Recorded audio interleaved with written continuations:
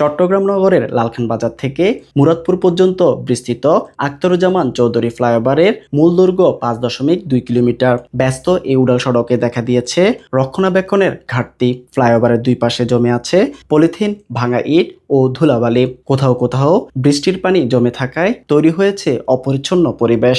নিয়মিত পরিষ্কার পরিচ্ছন্নতা ও যথাযথ রক্ষণাবেক্ষণের অভাবে গুরুত্বপূর্ণ এই ফ্লাইওভারের সৌন্দর্য যেমন নষ্ট হচ্ছে, তেমনি প্রশ্ন উঠেছে এর নিরাপত্তা ও দীর্ঘমেয়াদী স্থায়িত্ব নিয়েও।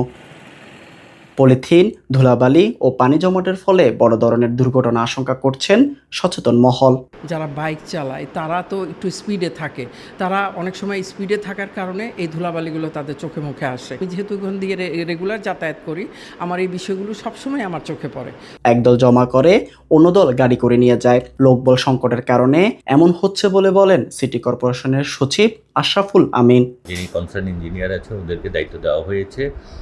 এটার একটা সলিউশন আমরা চিন্তা করেছি এবং ওই অনুসারে কাজ শুরু হচ্ছে। আশা করা যায় সমস্যাটি সমাধান হয়ে যাবে। নগরের প্রথম ফ্লাইওভারটি সঠিক রক্ষণাবেক্ষণ করে নিরাপদ চলাচলের ব্যবস্থার কথা বলেন নগরবাসী। হামিদুর রহমান তুষার, বৈশাখী সংবাদ, চট্টগ্রাম।